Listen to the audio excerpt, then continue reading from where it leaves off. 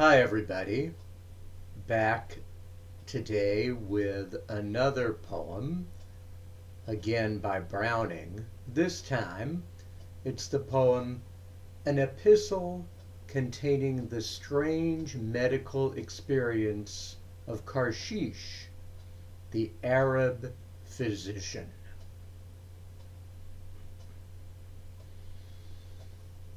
Karshish, the picker-up of learning's crumbs, the not incurious in God's handiwork. This man's flesh he hath admirably made, blown like a bubble, kneaded like a paste, to coop up and keep down on earth a space, that puff of vapor from his mouth, man's soul. To Abib, all sagacious in our art, breeder in me of what poor skill I boast, like me, inquisitive, how pricks and cracks befall the flesh through too much stress and strain, whereby the wily vapor would slip back and rejoin its source before the term, and aptest in contrivance under God to baffle it by deftly stopping such. The vagrant scholar to his sage at home sends greeting, health and knowledge, fame with peace, 3 samples of true snakestone. Rarer still, one of the other sort, the melon-shaped, but fitter pounded fine for charms than drugs, and writeth now the 22nd time. My journeyings were brought to Jericho. Thus I resume. Who, studious in our art, shall count a little labor unrepaid? I have shed sweat enough, left flesh and bone on many a flinty furlong of this land. Also, the countryside is all on fire with rumors of a marching hitherward. Some say Vespasian cometh, some his son. A black lynx snarled and pricked a tufted ear. Lust of my blood inflamed his yellow balls. I cried and threw my staff, and he was gone. Twice have the robbers stripped and beaten me, and once a town declared me for a spy. But at the end I reached Jerusalem, since this poor covert where I passed the night, this Bethany, lies scarce the distance thence. A man with plague sores of the 3rd degree runs till he drops down dead. Thou laughest here.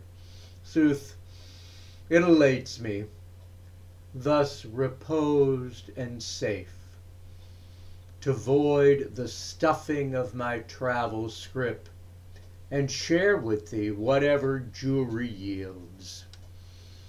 A viscid collar is observable in tertians, I was nearly bold to say, and falling sickness hath a happier cure than our school wots of. There's a spider here, weaves no web, watches on the ledge of tombs sprinkled with models on an ash-gray back. Take 5 and drop them. But who knows his mind? The Syrian renegade I trust this to. His servant payeth me a supplement, blown up his nose to help the ailing eye. Best wait. I reach Jerusalem at morn. There, set in order my experiences, gather what most deserves, and give thee all. Or I might add, Judea's gum tragacanth scales off in purer flakes, shines clearer grained, cracks twixt the pestle and the porphyry, in fine, exceeds our produce. Scalp disease confounds me, crossing so with leprosy. Thou hadst admire one sort I gained at Zor. But zeal outruns discretion. Here I end. Yet stay. My Syrian blinketh gratefully, protesteth his devotion is my price. Suppose I write what harms not, though he steal. I half resolve to tell thee, yet I blush what set me off a writing first of all. An itch I had, a sting to write, a tang. For be it this town's barrenness, or else the man had something in the look of him. His case has struck me far more than 'tis worth. So pardon if, less presently, I lose in the great press of novelty at hand the care and pains this somehow stole from me. I bid thee take the thing while fresh in mind, almost in sight, for wilt thou have the truth? The very man is gone from me but now, whose ailment is the subject of discourse. Thus then, and let thy better wit help all. 'Tis but a case of mania, subinduced by epilepsy, at the turning point of trance, prolonged unduly some 3 days, when, by the exhibition of some drug or spell, exorcisation, stroke of art, unknown to me, and which 'twere well to know, the evil thing outbreaking all at once left the man whole and sound of body indeed, but flinging, so to speak, life's gates too wide, making a clear house of it too suddenly. The first conceit that entered might inscribe whatever it was minded on the walls so plainly at that vantage, as it were, first come, first served, that nothing subsequent attaineth to erase those fancy scrawls. The just returned and new established soul hath gotten now so thoroughly by heart that henceforth she will read these or none. And first, the man's own firm conviction rests that he was dead. In fact, they buried him. That he was dead and then restored to life by a Nazarene physician of his tribe. Saith the same bade, Rise. And he did rise. Such cases are diurnal, thou wilt cry. Not so this figment, not that such a fume, instead of giving way to time and health should eat itself into the life of life, as saffron tingeth flesh, blood, bones, and all. For see how he takes up the afterlife. The man, it is one Lazarus, a Jew, sanguine, proportioned, 50 years of age, the body's habit wholly laudable, as much indeed beyond the common health as he were made and put aside to show. Think, could we penetrate by any drug and bathe at the wearied soul and worried flesh, and bring it clear and fair by 3 days' sleep? Whence hath the man the balm that brightens all? This grown man eyes the world now like a child. Some elders of his tribe, I should premise, led in their friend, obedient as a sheep, to bear my inquisition. While they spoke, now sharply, now with sorrow, told the case, he listened not, except I spoke to him, but folded his 2 hands and let them talk, watching the flies that buzzed. And yet no fool. And that's a sample how his years must go. Look, if a beggar in fixed middle life should find a treasure, can he use the same with straitened habits and with tastes starved small, and take at once to his impoverished brain the sudden element that changes things, that sets the undreamed of rapture at his hand, and puts the cheap old joy in the scorned dust?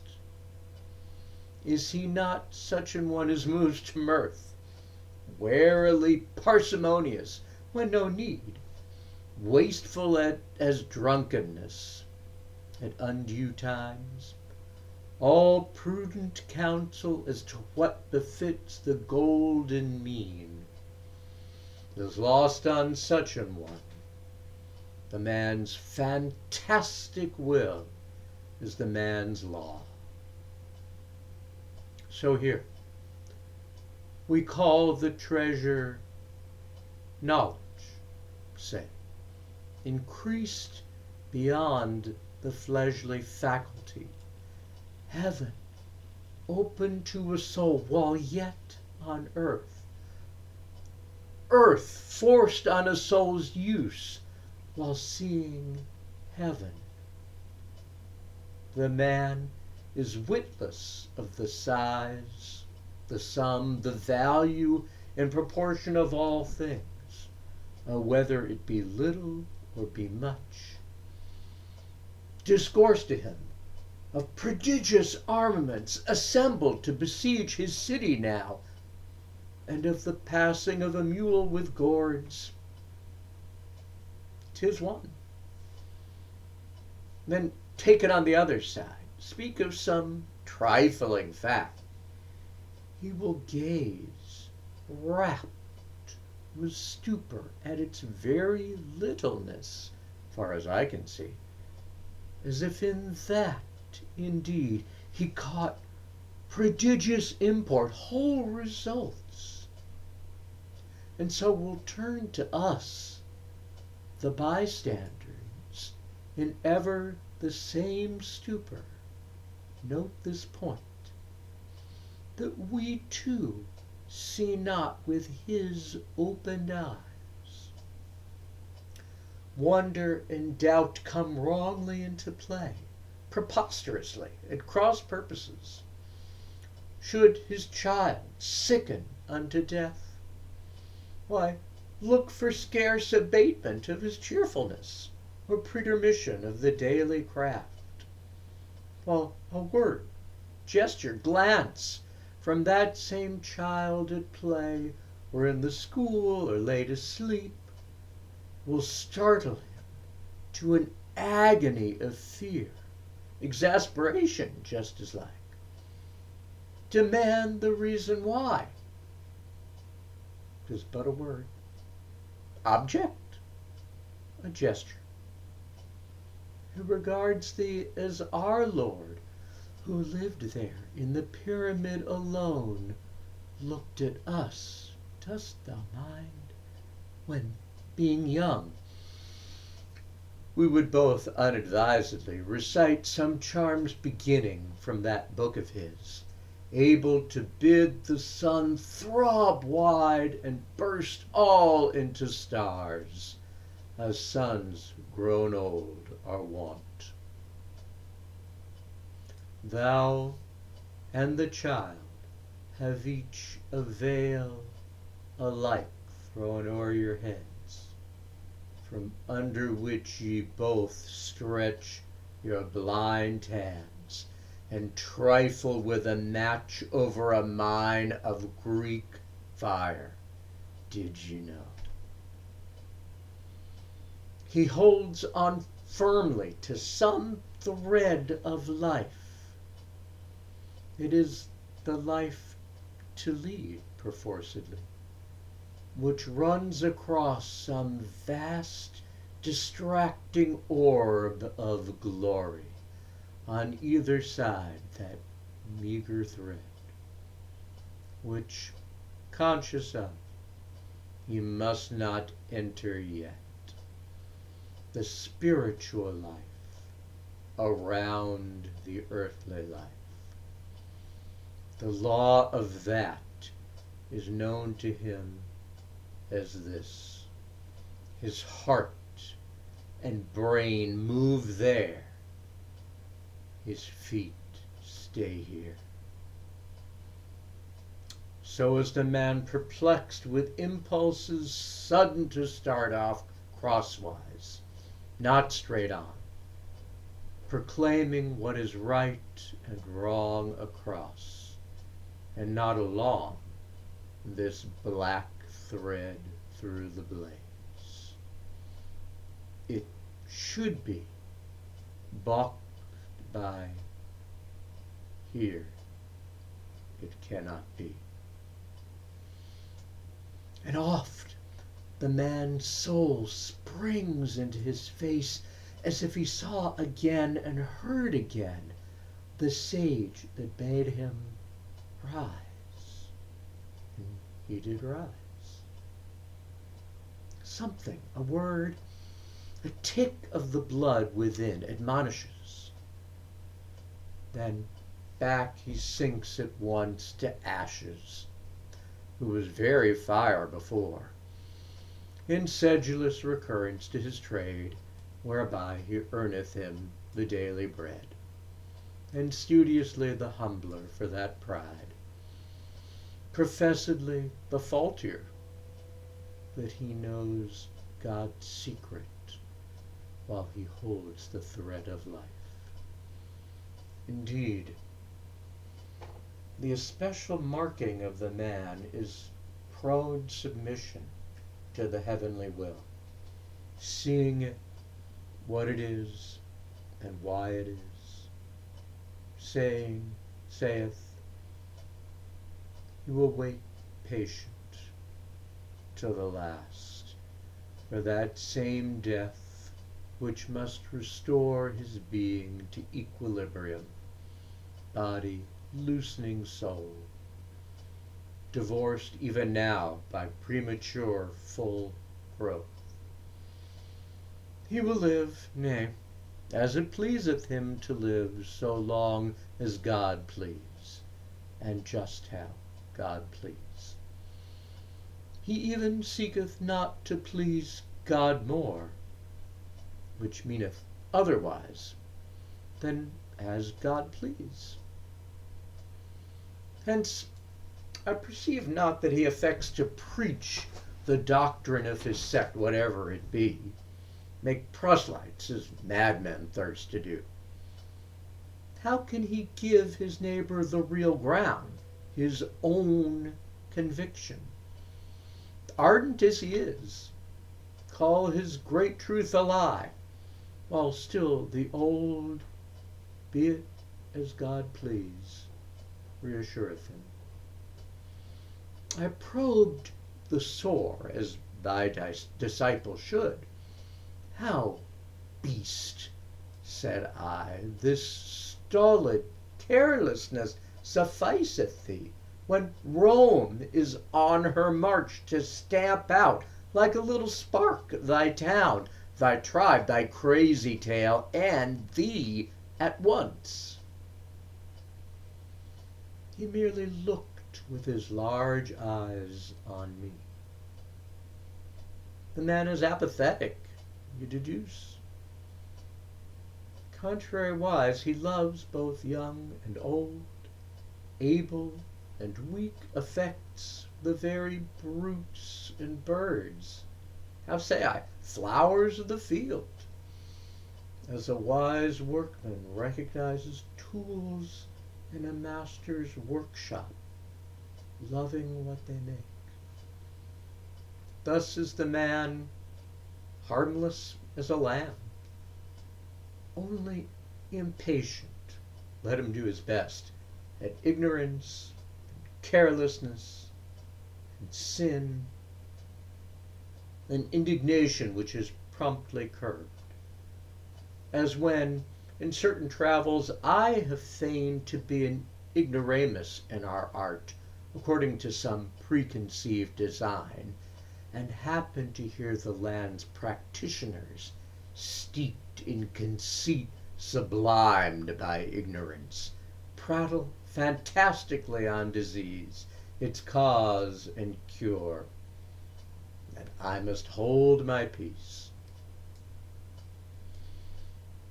Thou wilt object, why have I not ere this sought out the sage himself, the Nazarene, who wrought this cure, inquiring at the source, conferring with the frankness that befits?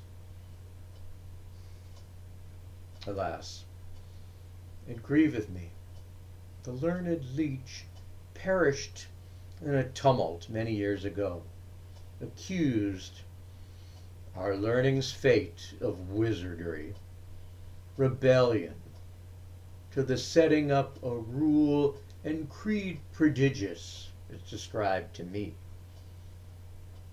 His death, which happened when the earthquake fell, prefiguring, as soon appeared the loss to occult learning and our Lord the Sage, who lived there in the pyramid alone, was wrought by the mad people. That's their wont. On vain recourse, as I conjecture it, to his tried virtue for miraculous help. How could he stop the earthquake? That's their way. The other imputations must be lies, but take one, though I loathe to give it thee, in mere respect for any good man's fame. And after all, our patient Lazarus is stark mad. Should we count on what he says? Perhaps not. Though, in writing to a leech, 'tis well to keep back nothing of a case. This man so cured regards the curer then as, God forgive me, who but God himself, creator and sustainer of the world, that came and dwelt in flesh on't a while, saith that such an one was born and lived, taught, healed the sick, broke bread at his own house, then died. With Lazarus by, for aught I know, and yet was what I said, nor choose repeat, and must have so avouched himself, in fact, in hearing of this very Lazarus, who saith. But why all this of what he saith? I write of trivial matters, things of price, calling it every moment for remark. I noticed on the margin of a pool, blue flowering borage, the Aleppo sort, aboundeth, very nitrous. It is strange. Thy pardon for this long and tedious case, which, now that I review it, needs must seem unduly dwelt on, prolixly set forth. Nor I myself discern in what is writ good cause for the peculiar interest and awe, indeed, this man has touched me with. Perhaps the journey's end, the weariness, had wrought upon me first. I met him thus. I crossed a ridge of short, sharp, broken hills, like an old lion's cheek teeth. Out there came a moon, made like a face with certain spots multiform, manifold and menacing. Then a wind rose behind me. So we met in this old sleepy town at unaware, the man and I send thee what is writ, regarded as a chance, a matter risked to this ambiguous Syrian. He may lose or steal, or give it thee with equal good. Jerusalem's repose shall make amends for the time this letter wastes, thy time and mine. Till when, once more, thy pardon, and farewell.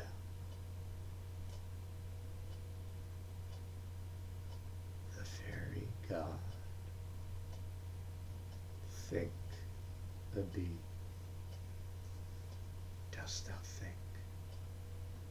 So, the all-great, or the all-loving, too. So, through the thunder comes a human voice saying, O heart I made, a heart beats here. Face my hands fashioned.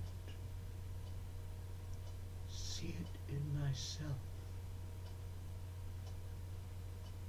Thou hast no power, nor mayst conceive of mine, but love I gave thee, with myself to love, and thou must love me, who have died for thee. The madman saith, he said so.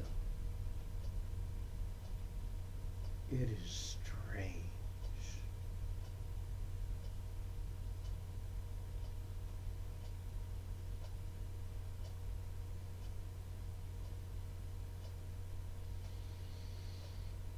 Thanks for listening.